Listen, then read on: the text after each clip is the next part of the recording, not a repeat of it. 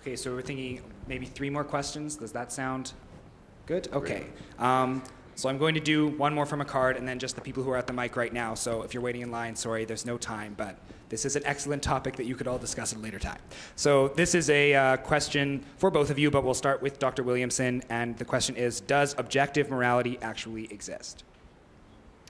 Well, once again, this is turning on the question of what counts as objective. And I'm troubled by Dr. Craig's apparent standard, because it seems to me to invoke something like the thing in itself. And that's a classic debacle for philosophy. I'm still working on the thought that if human culture is a historical, well, what I'm trying to get at is human culture is transmitted through a historical process of tradition.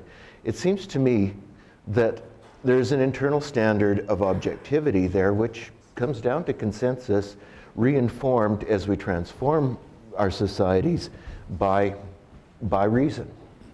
Yeah, and as I said, I don't think consensus is enough for objectivity. Think of the Second World War. Imagine that the Nazis had somehow managed to win the Second World War and had exterminated or brainwashed everybody who disagreed with them, so that they succeeded in their genocide against the Jewish people, and everyone agreed that the Holocaust was really a good thing. I want to say that objectively they would have been mistaken, that the Holocaust was bad, even if everybody thought that it was good. But if God doesn't exist, I can't see how objective morality could exist, because all we would have is just consensus. We would be lost, it seems to me, in sociocultural relativism. But surely that's not right. I think that we sense that what the Nazis did was abhorrent, it was morally wrong, and even if things had gone differently, if by some historical accident they had won the Second World War, that wouldn't have made what they did right. Morality doesn't hinge on the accidents of history. So for that reason, I do think objective morality exists, and it's for that reason that I think it needs to have a supernatural foundation. Okay, question for Dr. Craig. There's an issue that I perceive as severely problematic by any theist point that involves the fact that every single person in this room, and in fact every single person on this planet, is an atheist many, many, many, many times over in regards to the pantheon of gods that have come before.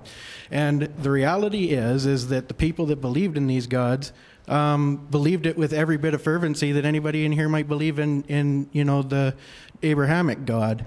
And there's a problem there, because none of those gods are any less likely, quite frankly. None of them are any less rational. They're all irrational. The fact of the matter is, the possibility of Zeus existing is no less likely than the possibility of Yahweh. And I think it's a serious problem that I think has to be addressed, and it never has been to my liking, ever. Mm-hmm. It's easy to address. Definition of atheism. Remember, I'm going to read again from the Encyclopedia of Philosophy. According to the most usual definition, an atheist is a person who maintains that there is no God. That is, that the sentence God exists expresses a false proposition. Therefore, in no sense am I an atheist. Just because I deny the existence of Odin and Thor and Zeus and Hermes doesn't make me an atheist, because to be an atheist, you need to believe the proposition there is no God. And I believe there is a God. I'm sorry, but that's semantics. Excuse me? That's semantics. No, You're sir, arguing it's semantics. not. This means that you believe a universally quantified statement. There is no such being as God. And I don't believe that, because I do believe that there is a God. So use a word other than atheist, it still comes to the same thing.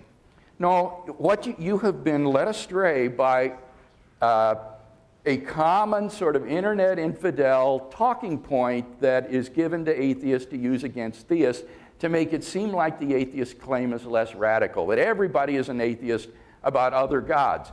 And that's simply not true, because to be an atheist, you have to believe there is no God at all. And I don't believe that, so in no sense am I an atheist. Now, you've simply asserted that belief in Odin and Thor and Zeus and so forth is no more rational or irrational than belief in classical theism.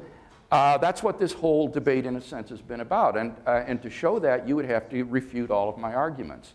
And you're welcome to do that. I think these arguments are sound arguments, and they're incompatible with the existence of these deities that you mentioned. So I'm willing to stand on the evidence that I've presented. Let me readapt the atheist, non-theist distinction you made. I guess what you'd have to say is that you're a non-Zoroastrian, a non-Odinist, a non-et cetera, et cetera. Sure. Yeah. I mean, I think the problem with the question is, to do this kind of argument, we're stuck with technical definitions. And I think the notion of atheist that's being used in the question is actually non-technical. It's being used as a slur effectively against someone who fails to believe in the correct God. I believe the early Greeks and the early Christians hurled atheists back and forth at each other simply because they didn't happen to believe in each other's gods. But that's not the technical sense of atheist that we're attempting to work with here.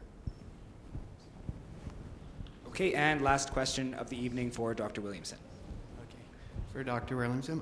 From what I can understand, there are laws that govern our universe that seem to contradict the existence of the material world. Some of these laws include, like a couple of them that I can think of are a law that says energy cannot be created or destroyed, and another one that says energy moves from a state of order to disorder. So I was just wondering, how do you explain these laws from an atheistic viewpoint? Sorry, I didn't catch the first part of your question. Just some laws of nature, like the laws of thermodynamics, that don't that kind of tear down the existence of the material world alone, just standing by itself, without God. So those would be those two laws that I mentioned. They tear down the universe. Well, just the idea that energy cannot be created or destroyed, and the idea that energy moves from a state of order to disorder. Okay. Like chemical bonds are broken down and stuff like that, and you re-radiate heat and it goes off. So how do you explain those laws that govern us from an atheistic viewpoint?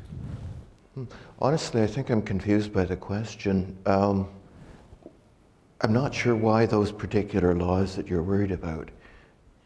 See, I mean, once again, as an atheist, I think I would want to defer to science to do the explaining of those laws. What? Sorry. Sorry. Once again, I wanted to defer to the scientists to do the explaining of those. But I suppose, on speaking in terms of metaphysics or ontology, I think I'd attempt to refer them to like statistical regularities in the behavior of matter or something like that. I think the questioner raises a very interesting point with respect to the laws of thermodynamics. In tonight's debate, I've defended the beginning of the universe on the basis of the expansion of the universe. But there's a second empirical confirmation of the beginning of the universe that I've discussed in my written work based upon the second law of thermodynamics. And it basically goes like this. In enough time, given a finite amount of time, the universe will finally reach a state of heat death or thermodynamic equilibrium in which all life will be impossible and further significant change will not occur. If the universe has existed forever, for infinite time, why is it not now in a state of thermodynamic heat death? It seems to me that the only plausible way out of that question is to deny the assumption on which it's based, namely that the universe has existed for infinite time.